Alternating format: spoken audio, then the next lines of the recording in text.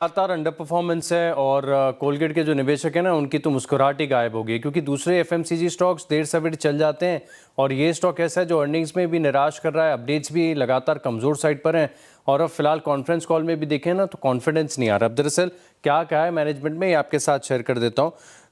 Company ये कह रही कि फोकस आप देखें तो टॉप लाइन ग्रोथ पर होगा, प्रॉफिटेबिलिटी पर नहीं होगा। इसके पीछे कारण ये है कि अगर आप एडवर्टाइजिंग और प्रमोशनल स्पेंड्स देखें तो ये लगातार बढ़े हैं, लेकिन ये आगे भी बढ़ते रहेंगे। इससे एक फ़ायदा हो सकता है कि जितना एडवर्टाइजमेंट और प्रमोशन पे स्पेंड करते हैं उससे प्रीमियम प्रोडक्ट्स की बिक्री बढ़ती है, जो कि आगे जाकर एक अच्छा पॉजिटिव इम्पैक्ट देता है। लेकिन नियर टर्म पर आप देखें तो प्रॉफिटेबिलिटी, क्योंकि खर्च बढ़ता है तो सीधे तौर पर असर यहाँ पर आता है। अब इनके जो प्रीमियम ब्रांड्स हैं, मिसाल के तौर पर आप देखें तो कोलगेट टोटल है, कोलगेट विजिबल वाइट है, कुछ एक पर्पल में भी कुछ प्रोडक्ट्स इन्होंने लॉन्च कर रखे हैं, तो इसकी बिक्री थोड़ी सी बेहतर साइड पर देखने को मिल सकती है। लेकिन कंपनी एक्नॉलेज कर रही है कि स्लाइट अंडर परफॉर्मेंस यहाँ पर आपको देखने को मिल रहा है और कुछ नए कोलैबोरेशन जैसे बॉम्बे शेविंग कंपनी के साथ भी इन्होंने अनाउंस कर रखे थे, इसका बेनिफिट आगे जाके देखने को मिलेगा। लेकिन अब दिक्कत की बात यह कि नियर टर्म में प्रॉफिटेबिलिटी पर तो इम्पैक्ट है ही है और ब्रोकरेज हाउस इसी के चलते आप देखें ना तो किसी ने खुलकर बुलिशनेस नहीं दिखाई है। हाँ, ये बात सभी कह रहे हैं कि प्रीमियमाइजेशन से फ़ायदा होगा, लेकिन नियर टर्म पर इम्पैक्ट है, इसे भी आप रूल आउट नहीं कर सकते।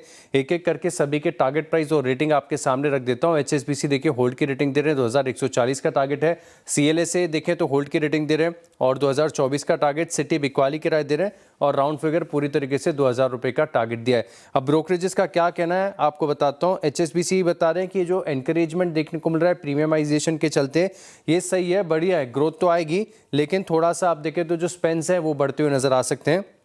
सीएलएसए ने यही कहा है कि एड स्पेंडिंग लगातार बढ़ी है, आगे भी बढ़ती रहेगी और इसी के चलते इन्होंने FY27 FY28 ईपीएस के जो एस्टिमेट्स है इसमें कटौती की है। और वहीं सिटी अगर आप देखें तो जिनकी रिपोर्ट में बिकवाली की रेटिंग दी गई है वो भी बता रहे कि ग्रोथ अभी तक काफ़ी बढ़िया देखने को मिली है, प्रीमियम सेगमेंट में भी ग्रोथ अच्छी है, लेकिन नियर टर्म में जो इम्पैक्ट आपको प्रॉफिटेबिलिटी पर देखने को मिलेगा यही एक कारण है कि जिसके के चलते आप देख रहे हैं कि स्टॉक में तकरीबन 3% तक की गिरावट है।